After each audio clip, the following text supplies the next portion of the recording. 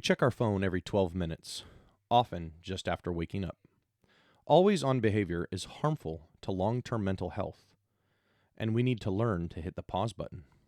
It is difficult to imagine life before our personal and professional worlds were so dominated and switched on via smartphones and the other devices that make us accessible and, crucially, so easily distractible and interruptible every second of the day. This constant fragmentation of our time and concentration has become the new normal, to which we have adapted with ease. But there's a downside. More and more experts are telling us that these interruptions and distractions have eroded our ability to concentrate. We have known for a long time that repeated interruptions affect concentration.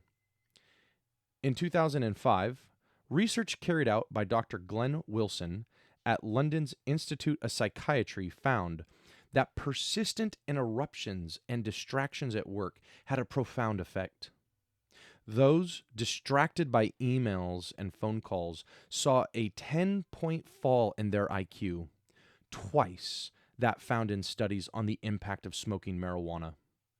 More than half of the 1,100 participants said they always respond to an email immediately or as soon as possible, with 21% admitting that they would interrupt a meeting to do so. Constant interruptions can have the same effect as the loss of a night's sleep. Nicholas Carr picked up on this again in an article in The Atlantic in 2008 before going on to publish his book, The Shallows, 2 years later. Immersing myself in a book or a lengthy article used to be easy, he wrote. My mind would get caught up in the narrative or the turns of the argument, and I'd spend hours strolling through long stretches of prose. That's rarely the case anymore. Now, my concentration often starts to drift after 2 or 3 pages. I get fidgety, lose the thread, begin looking for something else to do. I feel as if I'm always dragging my wayward brain back to the text. The deep reading that used to come naturally has become a struggle. The impact of interruptions on individual productivity can also be catastrophic. In 2002, it was reported that, on average, we experience an interruption every 8 minutes, or about 7 or 8 per hour. In an 8-hour day, that is about 60 interruptions. The average interruption takes about 5 minutes. So that is about 5 hours out of 8. And if it takes around 15 minutes to resume the interrupted activity at a good level of concentration, this means that we are never concentrating very well. In August of 2018, research from the UK's telecoms regulator, Ofcom, reported that people check their smartphones on average every 12 minutes during their waking hours, with 71% saying they never turn their phone off, and 40% saying they check them within 5 minutes of waking. Both Facebook and Instagram announced they were developing new tools designed to limit usage in response to claims that excessive social media can have a negative impact on mental health. Continuous partial attention, or CPA, was a phrase coined by the ex-Apple and Microsoft consultant Linda Stone. By adopting always-on, anywhere, anytime, anyplace behavior, we exist in a constant state of alertness that scans the world but never really gives our full attention to anything.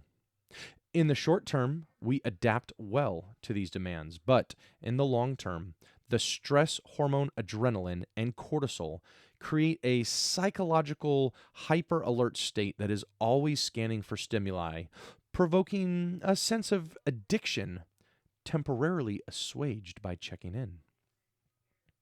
With our heavy use of digital media, it could be said that we have taken multitasking to new heights. But we're not actually multitasking. Rather, we are switching rapidly between different activities. Adrenaline and cortisol are designed to support us through bursts of intense activity. But in the long term, Cortisol can knock out the feel-good hormones serotonin and dopamine in the brain, which help us feel calm and happy, affecting our sleep and our heart rate and making us feel jittery. It would seem, then, that this psychological adaptation fostered by our behavior is a predominant reason for the poor concentration so many people report. The fact that we are the cause of this paradoxically good news, since it hands back to us the potential to change our behavior and reclaim the brain functions and cognitive health that's been disrupted by our digitally enhanced lives. And this may be even more important than just improving levels of concentration. Constant, high levels of circulating stress hormones have an inflammatory and detrimental effect on brain cells, suggests the psychiatrist Edward Bullmore, who has written about the link between inflammation and depression in his latest book, The Inflamed Mind. Depression, along with anxiety, is a known factor in knocking out concentration. Put simply, better concentration makes life easier and less stressful, and we will be more productive. To make this change means reflecting on what we are doing to sabotage personal concentration and then implementing steps towards behavioral change that will improve our chances of concentrating better. This means deliberately reducing distractions and being more self-disciplined about our use of social media, which are increasingly urgent for the sake of our cognitive and mental health. It takes about 3 weeks for a repeating behavior to form a habit, says Jeremy Dean, a psychologist and the author of Making Habits, Breaking Habits. Getting into a new habit will not happen overnight, and adaptation can be incremental. Start by switching off smartphone alerts or taking social media apps off your phone, and then switching off the device for increasingly long periods. Practice concentration by finding things to do that specifically engage you for a period of time to the exclusion of everything else. What is notable is that you cannot just go from a state of distraction to one of concentration in the same way that most of us cannot fall asleep the minute our heads hit the pillow. It takes a bit of time and, with practice, becomes easier to accomplish.